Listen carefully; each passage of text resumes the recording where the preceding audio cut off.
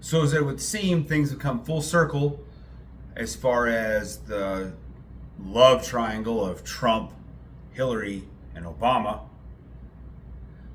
with Russia in the center, because Pam Bondi, Tulsi Gabbard are leading the charge against them in regards to the Russia Gate, Russia hoax, Steele dossier, whatever you want to call it.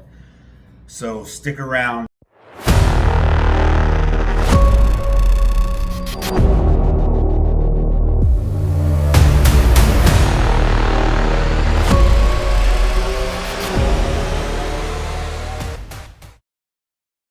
The governor's going to go after him. I want to go to your podcast as well, because the DOJ has finally launched this investigation to this Russia collusion hoax that took place. You were at the beginning of this investigation as well, putting pressure on the public officials to take this seriously.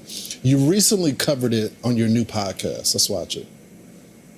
This is the key that really blows the whole Obama, Hillary, Brennan, Clapper, Comey narrative out of the water, where they say that Russia aspired to help Trump get elected, or that Russia hacked the election in favor of Donald Trump, really trying to discredit President Trump's win. Yes. And give a big middle finger to the American people who had just voted him into office. I mean, it's clear that Russia tried to impact the election in some way, but they weren't successful, which is the whole point. Yes, but also the point was that they were not trying to tilt the scales in favor of Donald Trump and against Hillary Clinton. In fact, there is evidence to the contrary. Tulsi Gabbard says that the evidence that she's uncovered and declassified shows that, in fact, Moscow believed it was inevitable that Hillary Clinton would win the election. And they had a whole lot of negative, compromising information about. And so that's the thing, because Russia did anticipate that Hillary would win. And it makes perfect sense because of how successful Bill was. Apart from the Monica Lewinsky scandal during, his heyday. And of course, we didn't know about the whole Epstein Island thing at this point. So they anticipated Hillary would win because she's a Clinton and because she's a woman, and I'm 100%, I was going to vote for Hillary the first time she ran. I was 100% on board with that because I don't have a problem with a woman being president. If she's good enough to fill those shoes, just like a man. If a man's good enough to fill those shoes, I'll stand behind him too. Because I don't care about their gender. I don't care what's between their legs. Doesn't matter to me. Vagina, penis, I don't care. Doesn't matter. But then, of course, all that stuff started coming out, about Hillary with the emails, the whole server race and all that. And it just proved that she was just as crooked as the rest of them. And I used to crack jokes when Bill was in office and about how Hillary was really the president, that she's the one that was really the shot caller behind the scenes, because that woman was brilliant, because she is brilliant. She's a very, very smart woman. She's not good. She's not a good person. So yeah, the Russians, and totally they weren't trying to help Trump become president, because Trump is a wild card.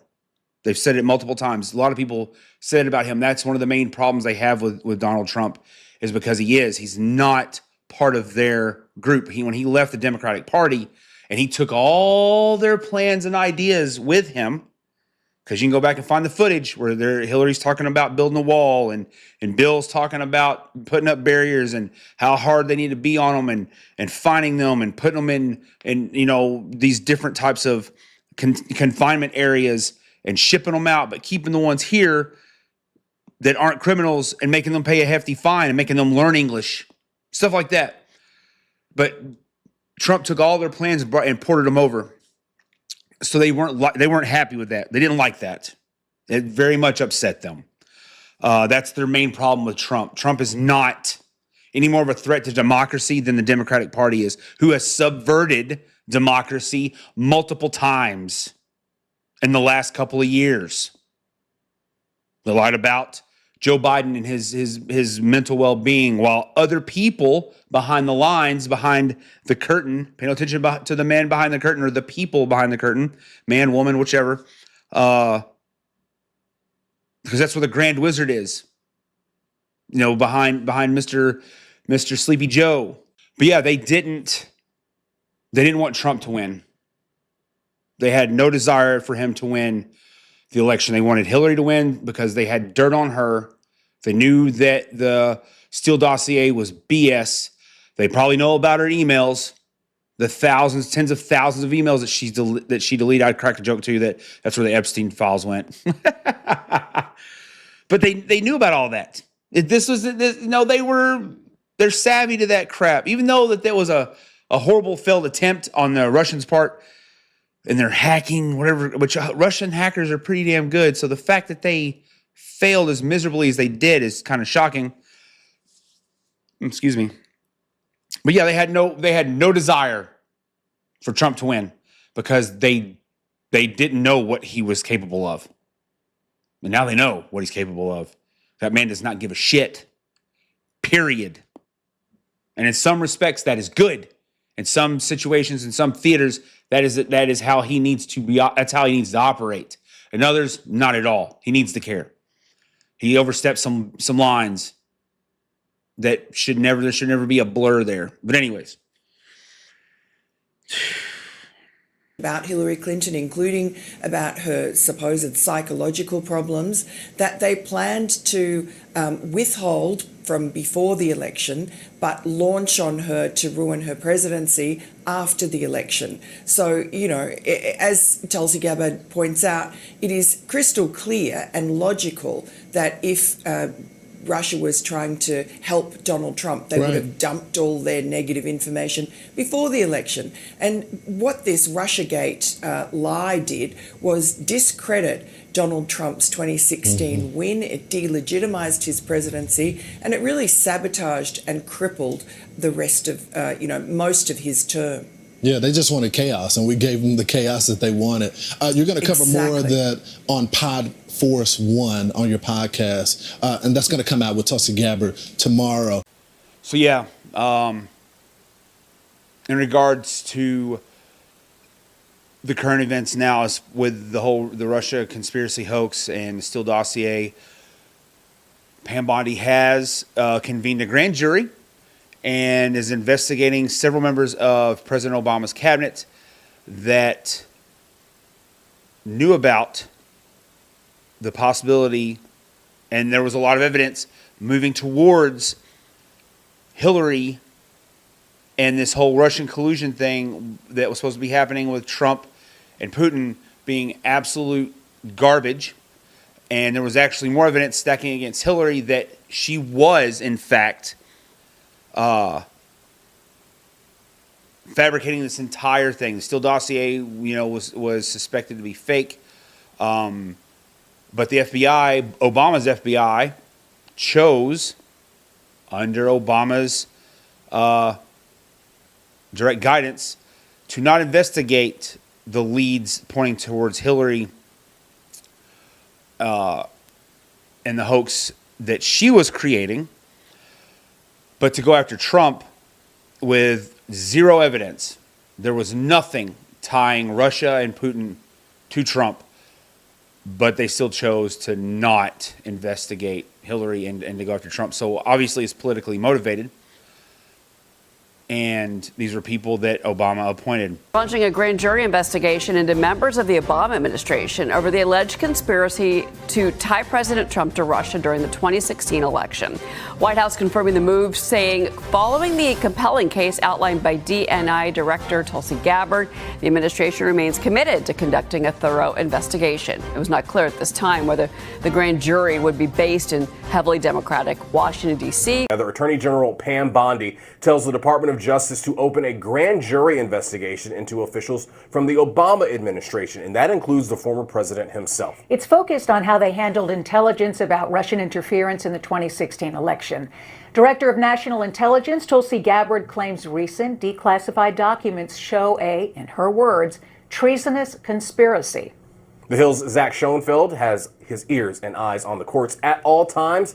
What do you make of this case? Well, this is certainly a big escalation. We knew that the Justice Department had been taking a look at a criminal referral that the Director of National Intelligence, Tulsi Gabbard, had handed over to the Justice Department. But now this is a major step, moving one step closer to actually bringing charges against Obama administration officials. According to this reporting from my colleague Brett Samuels, Attorney General Pam Bondi has directed prosecutors to start going before a grand jury so we could see them start to present evidence, have witnesses come in. But also, of course, there is now the big question, will this grand jury at the end of these proceedings return an indictment against any official? Well, I was going to say, it's a relatively low bar to have a grand jury listen to evidence, but an indictment is a whole other story. Director, you said there was irrefutable evidence that Obama was the mastermind of this intelligence manipulation and the perpetuation of the Russia hoax. What is that irrefutable evidence for our viewers tonight? Yeah, Laura, as you were playing those clips of these people like Morning Joe seemingly befuddled, saying that by no account is any of this true, I would challenge them to see if they've actually read the documents, every single page of the documents that we've released over the last couple of weeks. If not, go to odni.gov, G-O-V. It's all right there for anyone to see. And those who go in and read this will see how President Obama directed that a National Security Council meeting be called to talk about Russia, that the report that came out of that meeting was filled with tasks that were delivered by James Clapper's assistant to John Brennan and to other elements of the intelligence community. John Brennan was the head of the CIA at the time, all saying per the president's direction, per the president's order. And very specifically, they were tasked to create an intelligence assessment that detailed how Moscow tried to influence the election, not if, but how. And this was the beginning of this manufactured intelligence assessment where they knowingly wrote things in this assessment that were false, and they knew they were false. They knew that they were basing it on discredited intelligence or documents like the Steele dossier that was politically motivated and that they knew was false. And this was how they came up with the Russia hoax that was then weaponized and used to try to delegitimize the president, President Trump, and to try to ultimately enact this years-long coup throughout his entire 4 years of his first administration. So the moral of this story, since the Democrats are all worried about the morality of everything and how they supposedly take the moral high ground, and they've always, it's time for them to stop playing by the rules as the Republicans do. No, they have always not played by the rules. Both sides will twist and contort to their benefit. Now, sometimes it's not as bad as it has been, because I've watched politics not as closely as I have the last decade, but the 15, 20 years prior to that, I was pretty in the know, so to speak, just because I care about what happens to my country, because I love my country. I love this country. I love the people in it. I've always thought the ones running it are a bunch of shisty individuals and are undeserving of our love. And it continues to be proven as such. But they pushed Trump too far. They still keep trying to do it. And FAFO, they effed around and they're about to find out. One good turn deserves another. All's fair in love and war, whatever adage or cliche phrase you want to use. The Democrats have brought this upon themselves. They're the ones to blame. They handed the presidency to Trump and continued to fully cement the Republicans in power with their absolute absurdity and their lack of direction other than fear-mongering about Trump. And this is what it's got them. Hillary just couldn't stand to lose. She couldn't stand to lose. Couldn't stand to not be the shot caller.